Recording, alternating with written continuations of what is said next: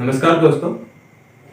विषय इतिहास में हमने अभी तक जो टॉपिक पढ़ा हुआ है हड़प्पा सभ्यता के बारे में, उसमें हमने देखा हड़प्पा सभ्यता की खोज के बारे में, इसके उद्भव के बारे में, साथ ही साथ हमने देखा इसका विस्तार किस भू क्षेत्र में है या कितने बड़े भौगोलिक क्षेत्र में इस सभ्यता का विस्तार है। आज हम देखेंगे हड़प्पा सभ्यता का नगर नियोजन अर्थात town planning of Harappan civilisation. तो मैं देव वर्मा आप सभी का स्वागत करता हूं आपके अपने YouTube चैनल देव वर्मा एकेडमी पर। साथियों, अगर हम नगर नियोजन की बात करें तो मेरे ऐसे दोस्त जिन्होंने पहले इतिहास को पढ़ रखा है उनको समझने में काफी आसानी रहेगी कि अभी चल क्या रहा है, कौन सा टॉपिक है, इसके अंतर्गत पढ़ना क्या है। लेकिन होता क्या है, जो कंपटीशन की तैयारी शुरू करते हैं उनके लिए थोड़ा सा मुश्किल हो जाता है विषय को समझना। तो मेरी आपसे यही कोशिश रहेगी कि मैं आपको आसानी से इन चीजों को समझा सकूं ताकि आप आसानी से समझ सके, क्योंकि बहुत से विद्यार्थी ऐसे रहते हैं उन्हें समझ ही नहीं आ पाता है कि कहाँ पे क्या चल रहा है। तो जिन्होंने पहले तैयारी कर रखी है उनको तो समझ में आ जाएगा, लेकिन मेरी यही कोशिश है जिनके लिए इतिहास विषय अभी नया है उनको आसानी से यहाँ पर समझ आ सके। तो अगर हम नगर नियोजन की बात करें तो नगर नियोजन में पढ़ना क्या रहता है, देखिए यह लिखा हुआ है नगर नियोजन टाउन प्लानिंग, अर्थात ये जो सभ्यता भी चल रही है इस सभ्यता के नगर कैसे थे, नगरों की बनावट कैसी थी, नगर एक मंजिला थे या बहुमंजिला, साथ ही साथ नगरों में नालियां थी या नहीं, यहाँ पर जल की जो हम कह सकते हैं निकासी या जल को निकालने के लिए नालियों का प्रयोग किया था या नहीं, साथ ही साथ यहाँ पर सड़कें किस तरीके की रहती है, ये सभी आता है आपका नगर नियोजन के अंतर्गत। तो हम town planning of Harappan civilisation की अगर हम बात करें तो हमें ये देखा गया, जब हमें यहाँ पर साक्ष्य मिले, प्रमाण मिले, तो उन प्रमाणों में यहाँ पर देखा गया कि यहाँ पर दो प्रकार के नगर मिले। एक नगर था आपका पश्चिमी टीला और एक था पूर्वी टीला। अब ये क्या था, तो हुआ क्या कि यहाँ पर नगरों को दो भागों में देखा गया। कुछ नगर ऐसे थे एक ही शहर के अंदर या कहें एक ही स्थल के अंदर कि वो अधिक ऊंचाई पर स्थित थे, और कुछ जो नगर थे उनको ऐसा देखा गया कि वो कम ऊंचाई पर स्थित थे। तो जो अधिक ऊंचाई पर स्थित नगर थे उन्हें कहा गया दुर्ग या पश्चिमी टीला। साथ ही साथ जो कम ऊंचाई पर या कहें कि पश्चिमी टीले की जितनी ऊंचाई थी, इन दुर्ग की जितनी ऊंचाई पर ये नगर या कहें आपके मकान भवन अवस्थित थे, उससे कम ऊंचाई पर जो दूसरे मकान अवस्थित थे उन्हें कहा गया निचला शहर या रिहायशी इलाका। अर्थात सिंपल सा है कि पश्चिमी टीला अधिक ऊंचाई पर था जिसे दुर्ग कहा जाता था, और पूर्वी टीला पश्चिमी टीले की अपेक्षा कम ऊंचाई पर था जिसे निचला शहर या रिहायशी इलाका कहा जाता था। जो दुर्ग है, जब आप इसमें आगे की ओर बढ़ेंगे और भी सभ्यता के बारे में पढ़ेंगे तो आप देखेंगे दुर्ग का उपयोग होता है किले के लिए। जो आपका किला जिसे हम कहते हैं, किले के लिए उपयोग किया जाता है दुर्ग का। तो स्वाभाविक सी बात है यहाँ पर भी वही लोग निवास करते होंगे जो दुर्ग से संबंधित थे। तो यहाँ पर जो निवास करते थे वे था शासक वर्ग और एक था आपका पुरोहित वर्ग। शासक और पुरोहित वर्ग निवास करता था आपके दुर्ग क्षेत्र में, और चूंकि यह शासक और पुरोहित वर्ग था तो यहाँ पर रक्षात्मक दीवारों द्वारा इस दुर्ग को घेरा जाता था। अर्थात मान लीजिए ये आपका दुर्ग है तो आसपास से यहाँ पर इन्हें जो रक्षात्मक दीवारें थी, इन रक्षात्मक दीवारों से इन दुर्गों को घेरा गया। साथ ही जो आपका निचला शहर था जिसे रिहायशी इलाका कहा गया, इस रिहायशी इलाके में निवास करते थे व्यापारी वर्ग, नागरिक वर्ग, साथ ही साथ सैनिक वर्ग। तो सिंपल है, अगर पश्चिमी टीले की बात करें तो पश्चिमी टीले को कहा गया दुर्ग, पूर्वी टीले को निचला शहर या रिहायशी इलाका कहा गया। पश्चिमी टीले या दुर्ग को आसपास से रक्षात्मक दीवारों से घेरा जाता था जिसे कहा जाता था शासक वर्ग, जिसमें निवास करता था शासक वर्ग, पुरोहित वर्ग। वहीं अगर हम पूर्वी टीले की बात करें तो निचला शहर या रिहायशी इलाका इसे कहा गया जिसमें व्यापारी, नागरिक और सैनिक वर्ग निवास करता था। इस तरीके से संपूर्ण हड़प्पा सभ्यता में हमें नगरों के दो प्रकार मिले, पूर्वी टीला और पश्चिमी टीला के अंतर्गत। लेकिन इसमें भी हमें एक अपवाद मिलता है, और अपवाद के रूप में मिलता है हमें एक नगर जिसका नाम है चनगुदड़ो। अपवाद से तात्पर्य होता है कि पूरी सभ्यता में एक जैसी व्यवस्था है, लेकिन अगर किसी एक क्षेत्र में वो विशेषता हमें देखने को नहीं मिलती तो उसे हम अपवाद के स्वरूप देखते हैं। साथ ही साथ अगर हम बात करें यहाँ की, तो यहाँ पर जो सड़कें होती थी ये सड़कें एक दूसरे को समकोण या 90 डिग्री पर काटती थी। तो इस तरीके से यहाँ पर सड़कें थी, ये सड़कें एक दूसरे को 90 डिग्री पर काटती थी।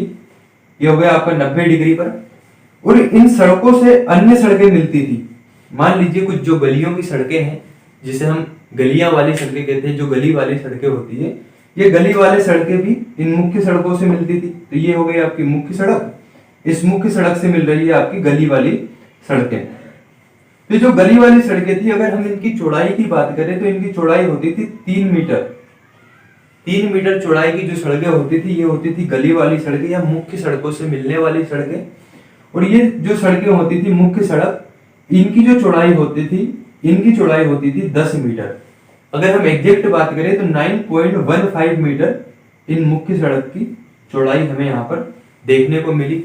साथ ही साथ इस तरीके से यहाँ पर ये वाली गली वाली सड़क यहाँ पर मुख्य सड़क से मिलती थी, तो यहाँ पर सड़कों का एक जाल सा बिछा रहता था, अर्थात बहुत सी सड़कें मुख्य सड़कों से मिलती थी। तो हमें यहाँ पर देखा गया कि यहाँ पर हमें एक सड़कों का जाल देखने को मिला, और इस सड़कों के जाल को यहाँ पर एक नाम दिया गया जिसे कहा गया ऑक्सफोर्ड सर्कस या ग्रिड पद्धति पर आधारित सड़कें। अर्थात जब इस तरीके का जाल हमें सड़कों का देखने को मिला तो उसे जाल पद्धति के आधार पर सड़कें कहा गया है, इसे ऑक्सफोर्ड सर्कस के नाम से जाना गया, या ऑक्सफोर्ड मेथड के दो आप, ये सभी इन सड़कों के पीछे हुए जाल को कहा गया। तो अगर क्वेश्चन बनता है कि हड़प्पा सभ्यता में सड़कों का किस तरीके का प्रकार था, तो वो था ऑक्सफोर्ड मेथड या ऑक्सफोर्ड सर्कस के समान, जिसे हम ग्रिड पद्धति के नाम से भी जानते हैं। साथ ही साथ अब यहाँ की एक जो विशेषता है वो देखिए, जैसे आप मान लीजिए किसी शहर में रहते हैं या किसी गांव इलाके में आप जब रहते हैं, तो आपने अधिकतर देखा होगा कि जो एक मुख्य सड़क तो आपकी मुख्य रहती ही है, इस तरीके से आपकी एक मुख्य सड़क रहेगी। तो आप जहां से भी प्रारंभ करते हैं, इस सड़क कहीं ना कहीं खुलती ही है, कहीं ना कहीं ये सड़क जाती ही है। लेकिन आपने कहीं देखा होगा कुछ नगर या कुछ इलाकों में जहां पे आप मान लीजिए किसी सड़क में प्रवेश करते हैं और एक लंबे या कहीं थोड़ी दूरी पर जाते हैं, मान लीजिए इस सड़क पर आप जा रहे हैं, यहाँ से चलना आपने प्रारंभ किया, तो आप यहाँ पर देखते हैं कुछ मकान है या किसी तरीके से यहाँ पर रास्ता बंद है, अर्थात सड़क का यहाँ पर रास्ता बंद हो गया। लेकिन हड़प्पा सभ्यता में ऐसा बिल्कुल नहीं था। ये इतनी विकसित सभ्यता थी कि आप जिस भी गली वाले रास्ते से कहे या जिस भी सड़क से आप प्रवेश करते थे, ये सड़क कहीं ना कहीं दूसरी सड़क से जरूर मिलती थी। इस तरीके से यहाँ पर विकसित सड़क व्यवस्था थी, यहाँ पर विकसित सड़कों को देखा गया। साथ ही साथ इन सड़कों से नालियां लगी होती थी, अर्थात जो ये सड़क है, इन सड़कों के किनारे पर यहाँ पर नालियां देखने को मिली, और इन नालियों को पक्की ईंटों से बनाया जाता था। और इन नालियों को पक्की ईंटों के बनाने के साथ साथ यहाँ पर नालियों को पट्टियों से ढका भी जाता था या अन्य रूप में इन्हें ढका जाता था। इसके दो कारण देखने को मिलते हैं। एक तो ये कि अगर हम नालियों को ढक देंगे, चूंकि यहाँ पर दूषित जल नालियों से जाएगा, तो इससे हमें हम ढकने के पश्चात बीमारियों से बचा जा सकेगा। साथ ही साथ चूंकि हड़प्पा सभ्यता में आपने देखा यहाँ पर बैलगाड़ियों का उपयोग किया जाता था। जब आप हड़प्पा के बारे में पढ़ेंगे, हड़प्पा के स्थल में जब हमें साक्ष्य मिले, प्रमाण मिले या कौन सी वस्तु मिले, तो हमारे यहाँ पर पीतल वाली इक्का गाड़ी भी मिली। इक्का गाड़ी इस तात्पर्य है जो एक बैल जिसमें उपयोग किया जाता है, ऐसी पीतल वाली इक्का की गाड़ी मिली।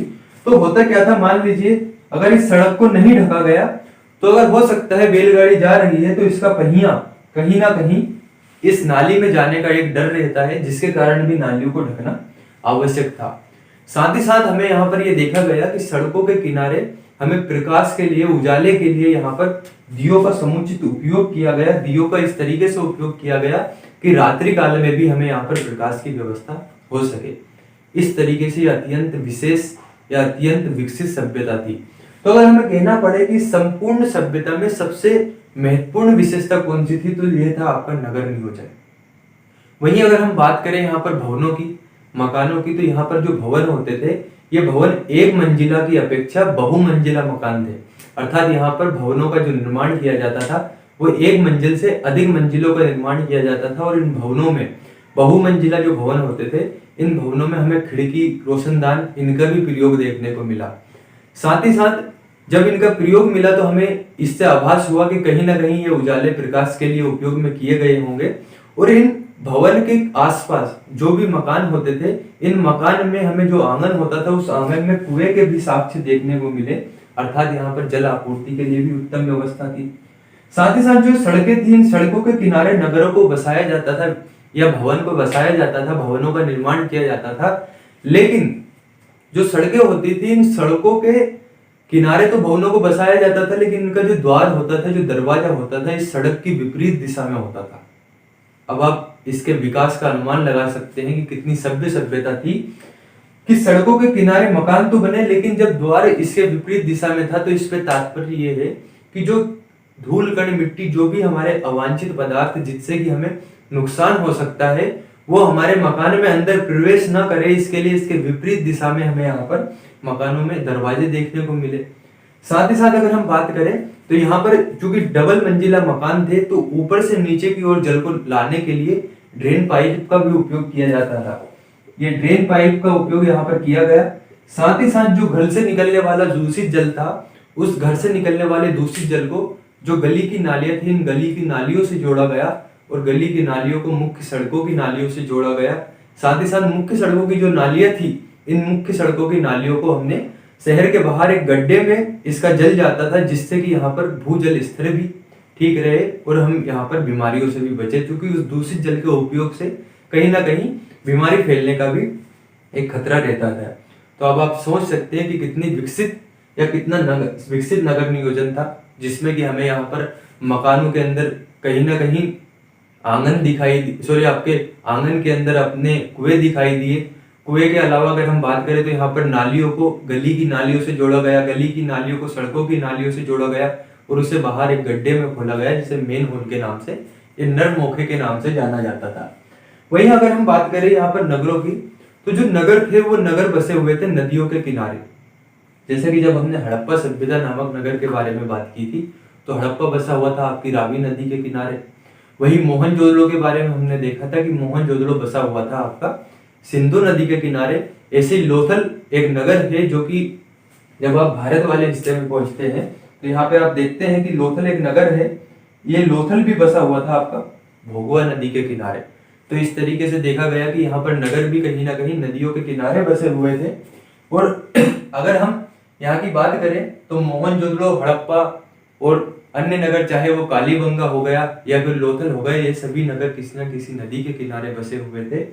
और यहाँ पर हमें एक स्नानागार देखने को मिलता है, जो इस हड़प्पा सभ्यता का सबसे अद्भुत निर्माण कहा जा सकता है, सबसे अद्भुत स्मारक निर्माण कहा जा सकता है। वो था यहाँ का विशाल स्नानागार। मोहनजोदड़ो से हमें ये विशाल स्नानागार मिला।